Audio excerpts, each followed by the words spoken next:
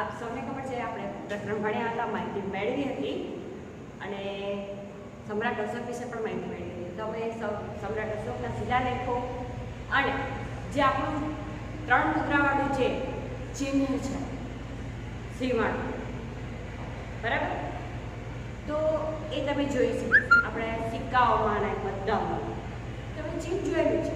તો આ શું દર્શાવે છે? જે સમ્રાટ અશોકે પોતે જે કંડારેલા છે, જે આપણે રાષ્ટ્ર ચિહ્ન અપનાવ્યું છે. તો આજે આપણે આ પ્રકરણનું સ્વાધ્યાય કરવાનું છે. તો પહેલો જ પ્રશ્ન છે એમસીક્યુ. તો જોઈએ આપણે. ચંદ્રગુપ્તની તમામ સિદ્ધિઓમાં તેમના કયા ગુરુના માર્ગદર્શને ઘણો મહત્વનો ભાગ ભજવ્યો હતો? ફરીથી પ્રશ્ન સાંભળો. ચંદ્રગુપ્તની તમામ સિદ્ધિઓમાં તેમના કયા ગુરુના માર્ગદર્શને ઘણો મહત્વનો ભાગ ભજવ્યો હતો? તો જવાબ આવશે ચાણક્ય, ગુરુ ચાણક્ય. હવે આપ સૌ જાણો છો કે ચાણક્યના માર્ગદર્શનથી જ ચંદ્રગુપ્ત મૌર્ય ઈસવીસન 321માં નંદ વંશના જે અંતિમ શાસક સમ્રાટ ધનનંદ હતો તેને હરાવીને મગધની ગાદી ઉપર ચંદ્રગુપ્ત બેઠા હતા. અને ચંદ્રગુપ્ત મૌર્ય જે આપણે ભણ્યા, તો કેવી રીતે મૌર્ય યુગની સ્થાપના થઈ, કોણે કરી, પછીના શાસકો કયા હતા, તેમનો રાજ્ય વિસ્તાર ક્યાં સુધીનો હતો, તે તમામ આપણે આ પ્રકરણમાં ભણ્યા હતા. હવે આગળનો પ્રશ્ન છે, ચાણક્ય દ્વારા લખાયેલ કયા ગ્રંથમાંથી તે સમયની રાજકીય, સામાજિક અને આર્થિક વ્યવસ્થા અંગેની માહિતી મળે છે? પ્રશ્ન ફરીથી સમજીએ. ચાણક્ય દ્વારા લખાયેલ કયા ગ્રંથમાંથી મૌર્ય યુગની, એટલે કે તે સમયની, આપણે મૌર્ય યુગનો જ પાઠ ભણી રહ્યા છીએ એટલે આપણે મૌર્ય યુગનું જ સમજવાનું છે, એટલે તે સમયની રાજકીય, સામાજિક અને આર્થિક માહિતી મળે છે? તો નીતિશાસ્ત્ર, સમાજશાસ્ત્ર કે અર્થશાસ્ત્ર? તો ચાણક્ય જે લખ્યો છે ગ્રંથ, તો જવાબ આવશે અર્થશાસ્ત્ર. તો અર્થશાસ્ત્ર છે તેમાંથી સામાજિક, આર્થિક અને રાજકીય અંગેની માહિતી આપણને મળે છે.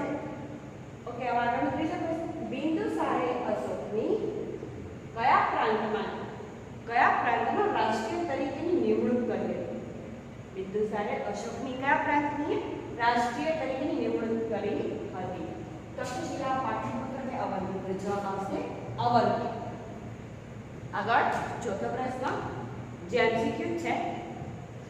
અશોકે સંઘમિત્રાને બૌદ્ધ ધર્મના પ્રચાર માટે ક્યાં મોકલ્યા હતા? સિરિયા, સિલોન કે મ્યાનમાર? તો જવાબ આવશે સિલોન. જે અશોક છે, જે કલિંગનું યુદ્ધ થયું હતું, તમને ખ્યાલ છે, આપણે પ્રકરણ ભણ્યા, જે યુદ્ધ થયું ત્યારથી સમ્રાટ અશોકનું હૃદય પરિવર્તન થયું હતું અને ત્યાર પછી તેને યુદ્ધ ન કરવાનો નિર્ણય કર્યો હતો અને બૌદ્ધ ધર્મ અંગીકાર કર્યો હતો. અને તે પછી પોતાના પુત્ર અને પુત્રીને પણ બૌદ્ધ ધર્મના પ્રચાર માટે મોકલે છે.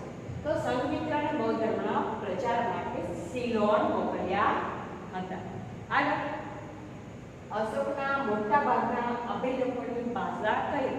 તો સમ્રાટ અશોકે પોતાની રાજઆજ્ઞા જે કહેવાય ધર્મનું, જે બૌદ્ધ ધર્મ છે એના નીતિ નિયમો કેવા હોય છે? તમારે જીવનમાં પશુ હિંસા ના કરવી જોઈએ.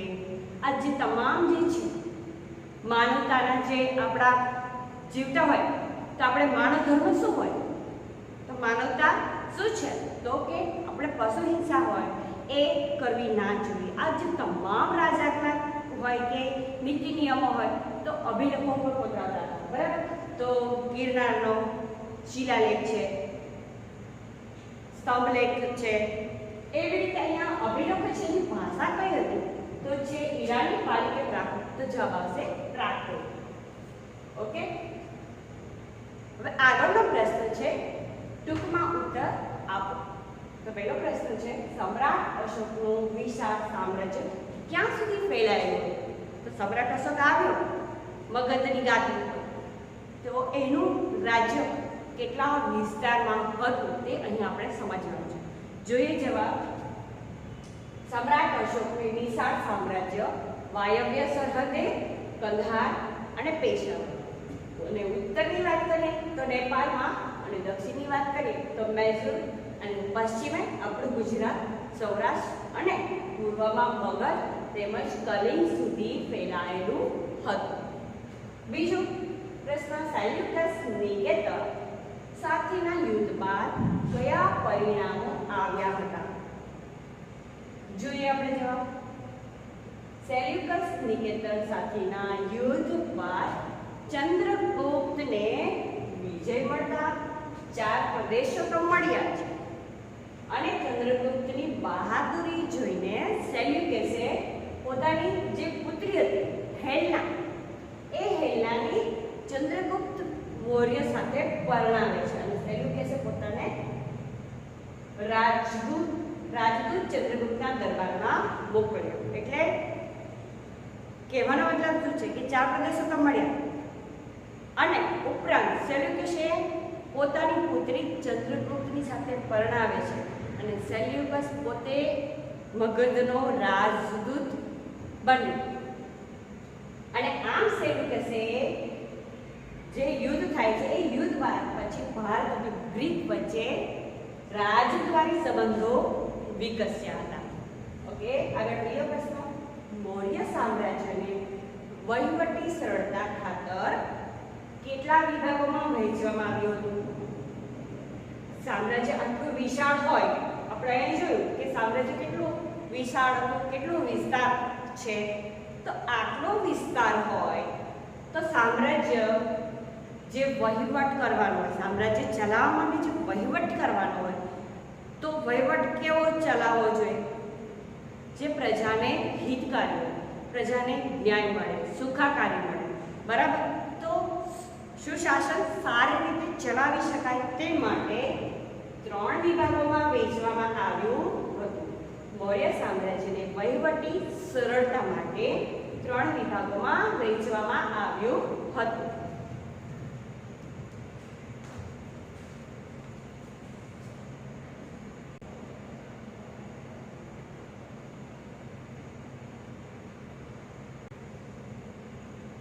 આગળના પ્રશ્ન તરફ જોઈએ. પ્રશ્ન ચોથો, અશોકે ગૌતમ બુદ્ધના કયા સિદ્ધાંતોનો પ્રચાર પર ભાર મૂક્યો? જોઈએ આપણે સમ્રાટ અશોકે ગૌતમ બુદ્ધ, આપણે આગળનો પાઠ ભણ્યા હતા, ગૌતમ બુદ્ધ, બરાબર? તો ગૌતમ બુદ્ધનો પ્રેમ, દયા, કરુણા, અહિંસા, સદાચાર, અનુકંપા, આ જે સિદ્ધાંતો છે જે ગૌતમ બુદ્ધે આપ્યા હતા, એ સિદ્ધાંતો ઉપર તેમણે પ્રચાર પર ભાર મૂક્યો હતો. કારણ કે આ બૌદ્ધ ધર્મ અપનાવ્યો હતો સમ્રાટ અશોકે યુદ્ધ પછી. એટલા માટે આગળ 5મો પ્રશ્ન, રાષ્ટ્રીય તરીકે નિમાયેલ અધિકારીના કાર્યો જણાવો. તો રાષ્ટ્રીય તરીકે નિમાયેલ અધિકારીના કાર્યો જોઈએ આપણે, જે આ મુજબ છે, 4 છે. જોઈએ આપણે. સમગ્ર પ્રાંતમાં શાંતિની વ્યવસ્થાની જાળવણી કરવી, કે આખા રાજ્યમાં શાંતિ જળવાઈ રહે. જો શાંતિ હશે તો જ વિકાસ થઈ શકે અને પ્રજા સુખ શાંતિ મળે. તો ખાસ શું હોય કે શાંતિ વ્યવસ્થા જળવાઈ રહે તેવા કાર્યો કરવા. બીજું કર, જે કર છે, આપણે અત્યારે ટેક્સ આપીએ જ છીએ, તો ત્યારે પણ જે કર હતા તે કરવેરા ઉઘરાવવા, જે રાષ્ટ્રીય તરીકે નિમાયેલ અધિકારીનું જ કાર્ય હતું. ત્રીજું, રાજાના આદેશોનું પાલન કરાવવું, રાજા જે કંઈ આદેશ આપે છે તો પાલન કરવું પડે તો કરાવવાનું પાલન. ચોથું, પ્રાંતમાં બનતા બનાવોથી સમ્રાટને સતત વાકેફ કરતા રહેવું. આ જે 4 કાર્યો છે તે રાષ્ટ્રીય તરીકે જે નિમાયેલ અધિકારી હોય તેના કાર્યો હતા. હવે આગળનો પ્રશ્ન છે ખરા ખોટા જણાવો. તો પહેલું છે, મેગેસ્થનીસ દ્વારા ઇન્ડિકા અને કલ્હણ દ્વારા મુદ્રા રાક્ષસની રચના કરવામાં આવી હતી. તો જવાબ આવશે ખોટું. બીજું, ધમ્મ મહામાત્રનું કાર્ય જૈન ધર્મનો પ્રચાર કરી પ્રજાનું નૈતિક ધોરણ ઊંચું લાવવાનું હતું. તો શું આવશે? ખોટું. ત્રીજું, ચંદ્રગુપ્તે પોતાની અંધ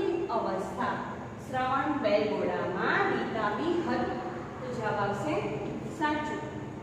ચોથું જોઈએ, બિંદુસારના સમયમાં મગધ મૌર્ય સામ્રાજ્યની સ્વતંત્રતા જે હતા તે છીનવાઈ ગઈ હતી કે સ્વતંત્ર થઈ ગયું હતું? તો શું જવાબ આવશે? ખોટું આવશે. પાંચમું, અશોકે ઉપગુપ્તના આદેશને અનુસરીને બૌદ્ધ ધર્મ અંગીકાર કર્યો હતો? તો બૌદ્ધ ધર્મ અંગીકાર કર્યો હતો? હા, સાચું છે. હવે એક પ્રશ્ન આપણે વધારાનો છે, જોઈ લઈએ આપણે કે સમ્રાટ અશોક છે તે ઇતિહાસમાં એક મહાન રાજવી કહેવાય છે. કારણ શું છે? એ કારણ તરીકે પૂછાય છે. તો આગળ એવા ઘણા બધા પ્રશ્નો બને કે મગધનું પતન કેવી રીતે થયું હતું વગેરે વગેરે, પણ આપણે એક મહાન રાજા તરીકે આપણે જોઈએ કારણ છે. જોઈએ આપણે જવાબ. તો સમ્રાટ અશોક છે તો એને સરળતાથી રાજ્ય મળ્યું ન હતું. તેને ખટપટો કરીને રાજ્ય મેળવ્યું. તેનો મોટો ભાઈ હતો સુશીલ, એની સાથે અનેક વાર લડાઈ ઝઘડા થયા. એના બીજા બધા ભાઈઓ હતા, બરાબર. તો એમાં સુશીલ સાથે વધારે ખટપટો થતી રાજ્યની ગાદી પર બેસવા માટે. તેને તો ખટપટો કરી અને રાજ્ય મેળવ્યું હતું અને તેનો વિસ્તાર કર્યો અને સામ્રાજ્યનું નિર્માણ કર્યું હતું. અને કલિંગ પર વિજય મેળવવાની મહત્વાકાંક્ષા હતી તે પણ પૂરી કરવા તેને શું કર્યું? તેના પર આક્રમણ કરી અને વિજય મેળવ્યો હતો. પરંતુ પછી શું થાય છે? યુદ્ધ ભૂમિ પર થયેલો જે લોહિયાળ હત્યાકાંડને જોઈને તેને ઘણો સંતાપ થયો, પશ્ચાતાપ થયો, એટલે કે ખૂબ દુઃખી થઈ ગયા સમ્રાટ અશોક. કારણ કે જે મેદાનના જે સૈનિકો છે તે ગવાયા, અનેક મૃત્યુ પામ્યા, બરાબર. તો કોઈનો પુત્ર હોય, કોઈનો પતિ હોય, જો સ્ત્રીઓ રડતી હતી અને લોહીની નદીઓ વહેતી હતી, તો આ જે ચિત્ર જોયું એક જાતનું જે કહેવાય કે યુદ્ધ પછી જે નીકળ્યા હોય સમ્રાટ અશોક કે શું પરિસ્થિતિ એ જોવા માટે, ત્યારે એમને ખબર પડી કે આ લોહિયાળ હત્યાકાંડને જોઈને તેનો સંતાપ થયો, દુઃખી થયા અને ત્યાર પછી જ તેનું હૃદય પરિવર્તન થયું સમ્રાટ અશોક.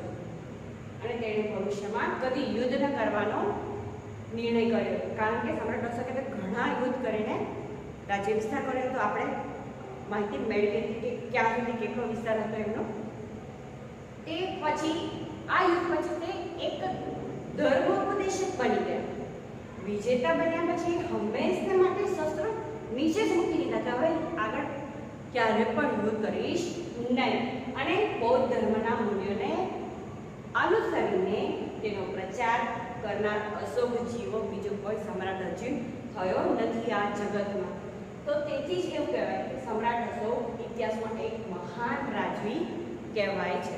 ઓકે, તો અહીં આપણું આ પ્રકરણ પૂરું થાય છે અને સ્વાધ્યાય પણ પૂરું થાય છે. Okay, thank you. ફરી મળીશું.